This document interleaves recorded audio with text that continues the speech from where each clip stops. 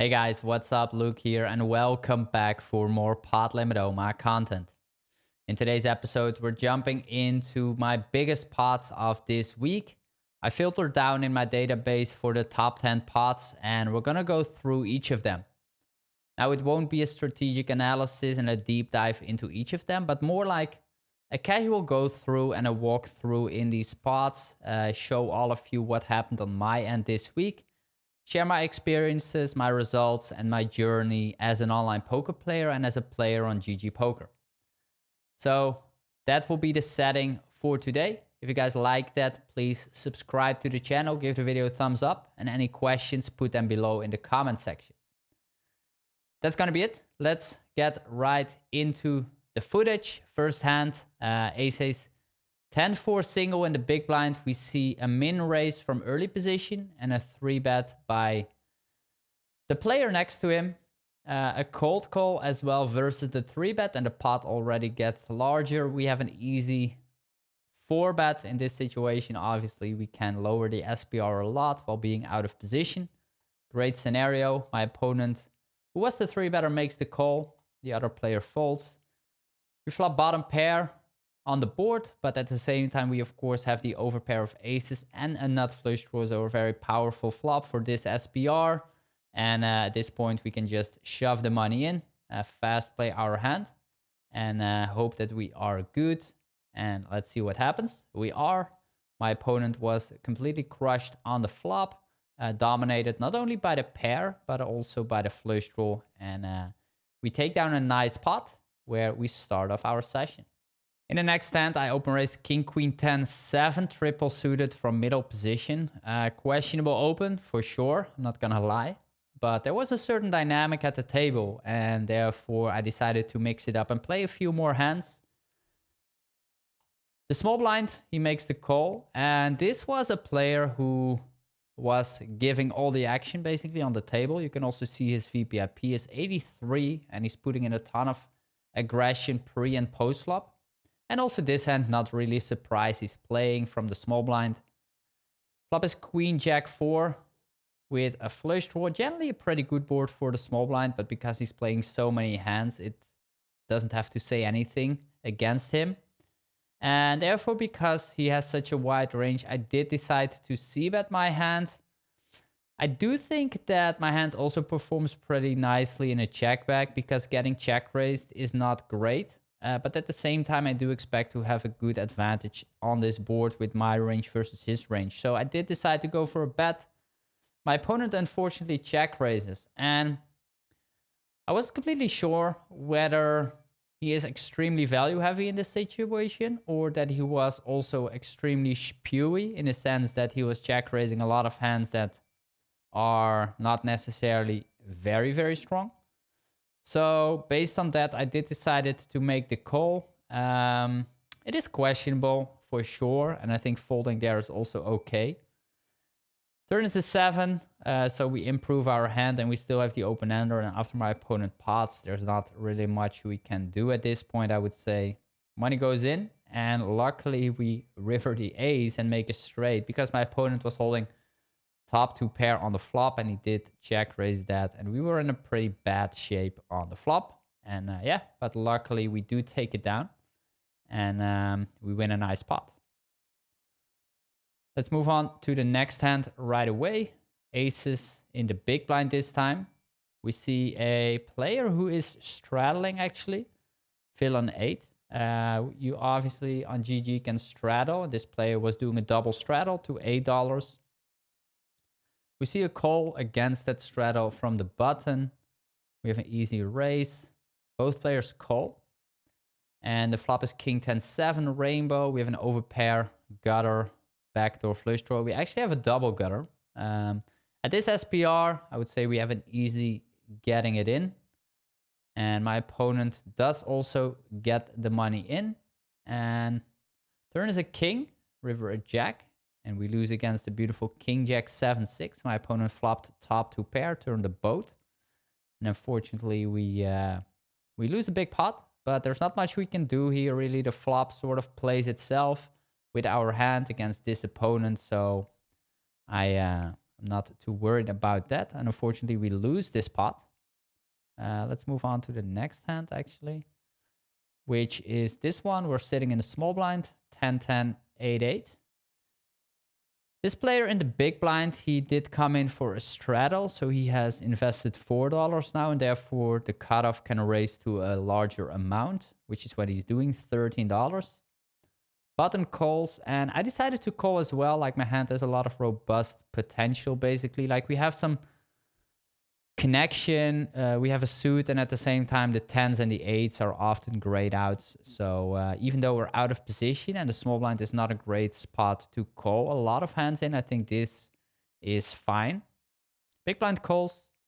We flop an open-ender, and on the flop the action goes check by all opponents. And the turn is the 8, pretty interesting card. We turn a set, but also the blockers to the nut straight. I decided to pot it. We can deny equity, and we can remove our playability against a situation if we check, and let's say the turn goes check, check again. There's a lot of rivers that are not that great to play being out of position. So I potted, which, I mean, I think it's fine, but also in a sense questionable because we are 4 away. But we have powerful blockers and equity, obviously. My opponent calls. And the button, unfortunately, raises now, basically saying he has Jack 10. We make the call with our boat outs and our 10s, where we can still make a straight, obviously, with the Jack. And we're hoping to see any of those cards, basically. Let's see what happens. The money on the river even goes in there. And yeah, no surprise, the button has Jack 10. And the other player was holding 2 pair and a flush draw. So pretty loose call by that opponent. And yeah, we lose this pot. Button takes it down. Let's move on to the next hand, which is one where we have aces. We 3-bet against a shorty. The other player in the big blind comes over the top. This was the other opponent I talked about earlier, who gave all the action. Here also he's called for betting to $80. Money goes in, obviously, with our aces. And on this board, we are up against aces and against a random queen 10, 8, 7, single suited. And that guy did flop the nut straight. And he takes down the pot, and unfortunately we lose this one against a random 4-bet there. But that's obviously what happens sometimes. And these guys will give a lot of action. A lot of the time the money will go in pre-flop or on the flop. And it could sometimes increase the variance. But at the same time, like, this is obviously a good scenario to just get it in and hope for the best. Unfortunately, this time my opponent wins the hand. Next one, ace, queen, jack, 4 single to the ace. A limper, and again, the same player makes it $9. The cutoff calls. I decided to call my hand as well, being in position and having an ace-high suit, reasonable connection. The early position limper calls as well. Great flop for my hand, top pair and the nut flush draw. That player pots again. We have a repot, money goes in. And this is not necessarily, I mean, turn could be okay. But the river is beautiful with the 9 of diamonds, making us a nut flush. And we were up against a set, actually, and aces and a gutter and a flush draw. So this opponent this time actually did have something on the board. But luckily, we do take this one down and we win a nice pot. And we move on to the next hand. This one we actually already saw. Let me go back to this. Ace Jack 10 7 double. We see a raise and a call. We have an easy squeeze. Ace X with a lot of connection and double suitedness is a high frequency squeeze. We're coming in for the squeeze. Both my opponents make the call. We flop the nuts and an additional flush draw. We pot it at this SPR, and the money will go in against both of my opponents. And our hand holds. against the nut flush draw and a very low flush draw, actually, who did turn trips actually on the turn. So, yeah, good for us that we win this one. And very happy with that pot. Let's see what else do we have. This one, King, Jack, Jack 9. Open raising from early position. My opponent in the small blind makes the call. This is the same player as we've seen before, actually, who gave all the action. Ace-high board. We're going to bet with a very high frequency in our range. Maybe even full range. My opponent actually makes the call. Turn is the jack. We turn a set and a blocker to the nut straight. We're potting. My opponent check raises. And yeah, basically saying he has queen, king, queen. We make the call. River is the deuce. My opponent bets small this time, around 1/3 pot. Pretty unfortunate. It does feel that he has king, queen, obviously, but at the same time, this player is capable of doing a lot of different things. And I decided to make the call against this sizing with our blocker. And unfortunately, he did have it, but he had king, queen, 3-5. And we're losing against that hand, unfortunately. What else? Ace, ace, queen, jack, double suited. We're sitting in a small blind. The cutoff makes it 7, who is the same player again. We 3-bet, and he makes the call, of course. We flop middle pair, a gutter, and of course we have the overpair with the aces. We also have a backdoor nut flush draw. I would say we're going to do a lot of betting, especially also against this player who has a wide pre-flop range. So we're doing very well in terms of equity and our range advantage on this situation, I would say. I think I can go a bit larger, especially because we're a little bit deeper than 100 big blinds. But I did ended up betting around half pot. My opponent raises. And I mean, of course, we're not super thrilled with the raise. Because like what very marginal hands is he going to pot raise this deep in this situation? But at the same time, this player is doing a lot of different stuff, and our hand is good enough to continue versus a raise. I actually decided to just get the money in. Not that many benefits in calling, I would say. Money goes in, and unfortunately, my opponent flopped 2 pair. Decided to pot it, and we're losing a big pot versus this opponent. That brings us to the final hand of this session, guys. The biggest pot I played over the last couple of sessions. We see a raise by the cutoff. Again, same player. A flat from the button. These two players also had a dynamic in game. Like he was doing a bunch of raising, then this player was doing a bunch of calling. So every now and then I came aggressively over with a squeeze. But I had to be selective sort of because this player was basically never folding. So we still want to have sort of a good hand. And this one, for example, is not strong enough, I would say, with the 5 deuce side cards. So I've decided to make the call. We flop top set. I check.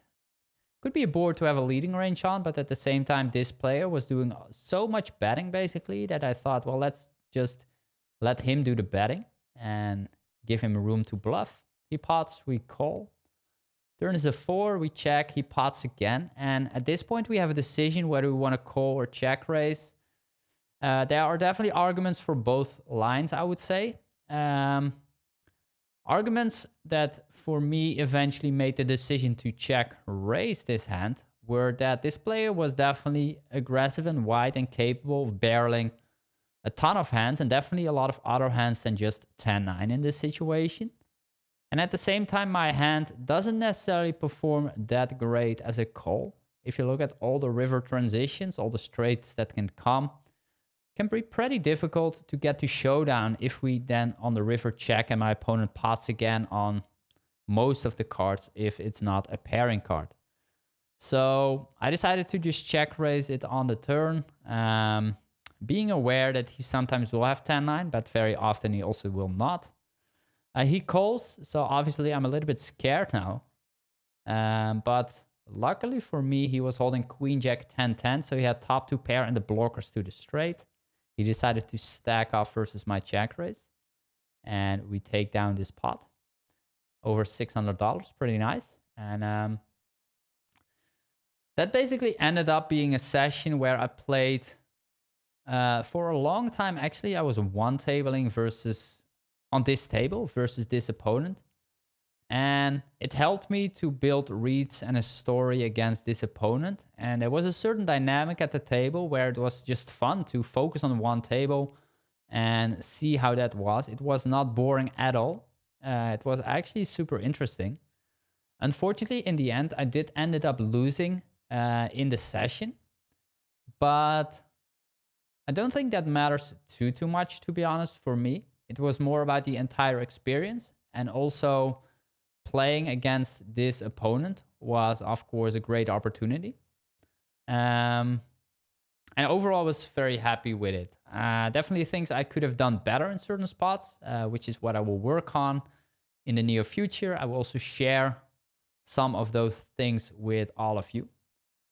And yeah, that's going to be it. The plan from my end is most likely going to be that I'm going to put out some more videos in the near future about my journey playing cash games, playing online poker, being a poker player, share that with all of you.